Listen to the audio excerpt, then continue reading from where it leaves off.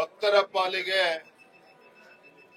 ನಡೆದಾಡುವ ದೇವರು ಎನಿಸಿಕೊಂಡಿದ್ದಂತ ಪರಮ ಪೂಜ್ಯ ಡಾಕ್ಟರ್ ಶಿವಕುಮಾರ ಮಹಾಸ್ವಾಮೀಜಿಗಳವರ ಜಯಂತ್ಯೋತ್ಸವ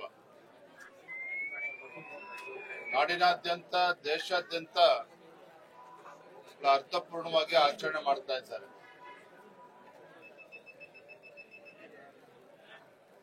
ಪರಮ ಪೂಜ್ಯ ಶಿವಕುಮಾರ ಮಹಾಸ್ವಾಮೀಜಿಗಳವರು ಅವರು ತೋರಿಸಿಕೊಟ್ಟಿರ್ತಕ್ಕಂಥ ಮಾರ್ಗದಲ್ಲಿ ನಾವೆಲ್ಲರೂ ಕೂಡ ಆ ಸದ್ಮಾರ್ಗದಲ್ಲಿ ನಡೆಯುವ ಮೂಲಕ ಅವರ ಜಯಂತ್ಯೋತ್ಸವವನ್ನ ಅರ್ಥಪೂರ್ಣವಾಗಿ ಆಚರಣೆ ಮಾಡ್ತಾ ಇದ್ದೇವೆ.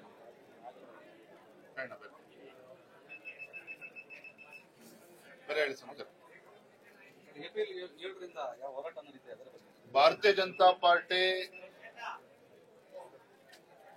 ಎರಡು ಪ್ರಮುಖವಾಗಿರ್ತಕ್ಕಂಥ ಹೋರಾಟವನ್ನು ನಾವು ಕೈಗೆತ್ತಿಕೊಂಡಿದ್ದೇವೆ. ನಿನ್ನೆ ದಿನ ಎಲ್ಲ ನಮ್ಮ ಪಕ್ಷದ ಹಿರಿಯರು ಕೂತು ಚರ್ಚೆ ಮಾಡಿ ಎರಡು ಹಂತದ ಹೋರಾಟ ಏಪ್ರಿಲ್ 2ನೇ ತಾರೀಕು ಬೆಳಗ್ಗೆ 11 ಗಂಟೆಗೆ ಫ್ರೀಡಂ ಪಾರ್ಕ್ ನಲ್ಲಿ ರಾಜ್ಯ ಸರ್ಕಾರದ ನೀತಿಗಳೇನಿದ್ದಾವೆ, ವಿಶೇಷವಾಗಿ ಬೆಲೆ ಏರಿಕೆ, ಸಿದ್ದರಾಮಯ್ಯನವರು ಮುಖ್ಯಮಂತ್ರಿಗಳಾದ್ಮೇಲೆ ಕಳೆದ 20 ತಿಂಗಳಲ್ಲಿ ಬೆಲೆ ಏರಿಕೆ ಗ್ಯಾರಂಟಿಯನ್ನ ದಯಪಾಲಿಸಿದ್ದಾರೆ. ರಾಜ್ಯ ಸರ್ಕಾರದ ನಿರ್ಧಾರದಿಂದ ಜನಸಾಮಾನ್ಯರಿಗೆ ಸಾಕಷ್ಟು ತೊಂದರೆ ಉಂಟಾಗಿದೆ, ಪರದಾಡ್ತಾ ಇದ್ದಾರೆ.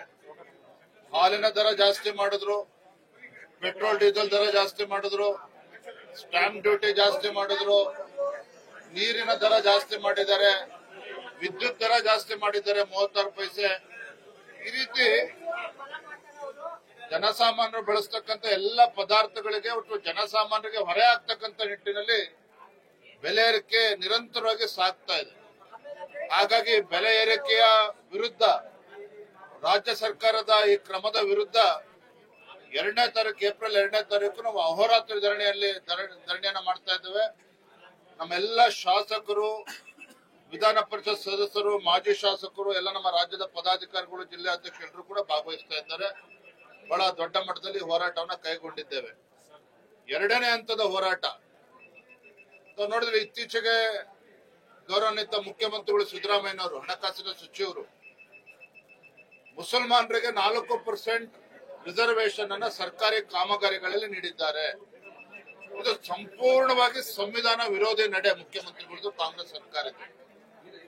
ಮತ್ತೊಂದು ಕಡೆ ಪರಿಶಿಷ್ಟ ಜಾತಿ, ಪರಿಶಿಷ್ಟ ಪಂಗಡಗಳ ಸಾಮಾಜಿಕ ಮತ್ತು ಶೈಕ್ಷಣಿಕ ಅಭಿವೃದ್ಧಿಗೆ ಮೀಸಲಿಟ್ಟಿರ್ತಕ್ಕಂಥ ಹಣ 38 ಸಾವಿರ ಕೋಟಿ ಹಣವನ್ನ ಬೇರೆ ಬೇರೆ ಗ್ಯಾರಂಟಿಗಳಿಗೆ ವರ್ಗಾವಣೆ ಮಾಡೋದ್ರ ಮೂಲಕ ರಾಜ್ಯ ಸರ್ಕಾರ, ಸಿದ್ದರಾಮಯ್ಯನವರು ಆ ಸಮುದಾಯಗಳಿಗೆ, ಶೋಷಿತ ಪೀಡಿತ ಸಮುದಾಯಗಳಿಗೆ ಅನ್ಯಾಯ ಮಾಡಿದ್ದಾರೆ.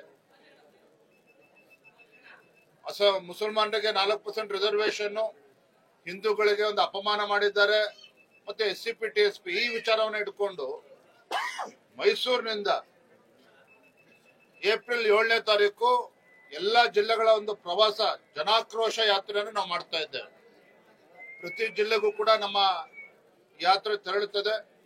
ಏಪ್ರಿಲ್ 7ನೇ ತಾರೀಕು ಮೈಸೂರಿಗೆ ಚಾಮುಂಡಿ ಬೆಟ್ಟ ತಾಯಿಯ ದರ್ಶನ ಪಡೆದುಕೊಂಡು ಅಲ್ಲಿ ನಗರದಲ್ಲೇ ಪಾದಯಾತ್ರೆ ಮುಖೇನ ನಾವು ಹೋರಾಟವನ್ನು ಪ್ರಾರಂಭ ಮಾಡ್ತಾ ಇದ್ದೇವೆ. ನಮ್ಮ ಕೇಂದ್ರದ ಸಚಿವರು, ಹಿರಿಯರಾಗಿರ್ತಕ್ಕಂಥ ಪ್ರಹ್ಲಾದ್ ಜೋಶಿಜಿ ಅವರು ಈ ಒಂದು ಹೋರಾಟಕ್ಕೆ ಚಾಲನೆಯನ್ನ ನೀಡ್ತಾ ಇದ್ದಾರೆ. ರಾಜ್ಯದ ಎಲ್ಲ ಜಿಲ್ಲೆಗಳಿಗೂ ಕೂಡ ನಮ್ಮೆಲ್ಲ ಸಂಸದರು, ಶಾಸಕರು, ಪಕ್ಷದ ಎಲ್ಲ ಮುಖಂಡರು ಎಲ್ಲರೂ ಕೂಡ ಇದರಲ್ಲಿ ಭಾಗವಹಿಸ್ತಾರೆ. ಅವ್ರಿಗೆ ಬಹಳ ಫ್ರೀ ಆಗಿದ್ದಾರೆ. ಅವ್ರು ಆರೋಪ ಮಾಡ್ಲಿ, ದಾಳಿ ಮಾಡ್ಲಿ, ಅದ್ರ ಬಗ್ಗೆ ತಲೆ ಕೆಡಿಸ್ಕೊಳ್ಳೋದಿಲ್ಲ. ರಾಜ್ಯದ ಅಧ್ಯಕ್ಷ ಯಾರು, ಎಲ್ಲರೂ ಕೂಡ ಸ್ವತಂತ್ರ ಇದ್ದಾರೆ. ಭಗವಂತ ಏನ್ ಶಕ್ತಿ ಕೊಟ್ಟಿದೆ, ಅವ್ರು ಎಲ್ಲರೂ ಕೂಡ ಸರ್ವ ಸ್ವತಂತ್ರ ಇದ್ದಾರೆ. ನನ್ನ ಜವಾಬ್ದಾರಿ, ನನ್ನ ಕರ್ತವ್ಯ ಪಕ್ಷದ ಅಧ್ಯಕ್ಷನಾಗಿ ನಾವೆಲ್ಲ ಮುಖಂಡರು ಒಟ್ಟಿಗೆ ಸೇರ್ಕೊಂಡು, ನಮ್ಮ ವಿರೋಧ ಪಕ್ಷದ ನಾಯಕರು ಎಲ್ಲ ನಮ್ಮ ಪಕ್ಷದ ಮುಖಂಡರು ಸೇರ್ಕೊಂಡು ಈ ರಾಜ್ಯ ಸರ್ಕಾರದ ಜನವಿರೋಧಿ ನೀತಿಗಳೇನಿದ್ದಾವೆ, ಈ ಜನವಿರೋಧಿ ನೀತಿಗಳನ್ನ ಜನರಿಗೆ ತಲುಪಿಸ್ಬೇಕು. ಇವರ ಗ್ಯಾರಂಟಿಗಳು ಏನಪ್ಪಾ ಅಂತ ಹೇಳಿದ್ರೆ, ಒಂದು ಕೈಯಿಂದ ಕೊಡ್ತಕ್ಕಂಥದ್ದು, ಮತ್ತೊಂದು ಕೈಯಿಂದ ಕಿತ್ಕೊಳ್ತಕ್ಕಂಥ ಗ್ಯಾರಂಟಿಗಳಿಂದ ಜನ ಇವತ್ತು ತತ್ತರಿಸೋಗಿದ್ದಾರೆ. ಎಲ್ಲದರ ವಿರುದ್ಧ ಜನರಲ್ಲಿ ಜಾಗೃತಿ ಮೂಡಿಸ್ತಕ್ಕಂಥ ಕೆಲಸ ಭಾರತೀಯ ಜನತಾ ಪಾರ್ಟಿ ಬರೋದಿಂದಲೇ ಮಾಡೋದಿಲ್ಲ.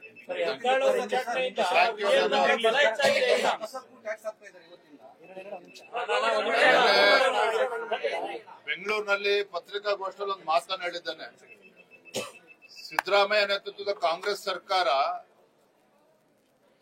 ಮನುಷ್ಯರು ಸೇವಿಸ್ತಕ್ಕಂಥ ಗಾಳಿಗೆ ಒಂದು ಟ್ಯಾಕ್ಸ್ ಹಾಕಿಲ್ಲ ಬಿಟ್ರೆ ಎಲ್ಲ ಪದಾರ್ಥಗಳಿಗೂ ಕೂಡ ಟ್ಯಾಕ್ಸ್ ಅನ್ನ ಹಾಕ್ತಾ ಇದ್ದಾರೆ. ಅಂದ್ರೆ ಇವರ ಗ್ಯಾರಂಟಿಗಳಿಗೆ ಹಣವನ್ನ ಹೊಂದಿಸೋದಕ್ಕೆ ಸಾಧ್ಯ ಆಗದೇನೆ ಜನರಿಗೆ ಬರೇನೆ ಎಳಿತಾ ಇದ್ದಾರೆ. ಅದಕ್ಕೆ ನಾನು ಹೇಳಿದ್ದು, ಒಂದು ಕೈಲಿ ಕೊಡ್ತಕ್ಕಂಥದ್ದು ಮತ್ತೊಂದು ಕೈಲಿ ಕಿತ್ಕೊಳ್ತಕ್ಕಂಥ ಕೆಲಸ ರಾಜ್ಯ ಸರ್ಕಾರ ಮಾಡ್ತಾ ಇದೆ. ಇದ್ರ ವಿರುದ್ಧ ನಾವು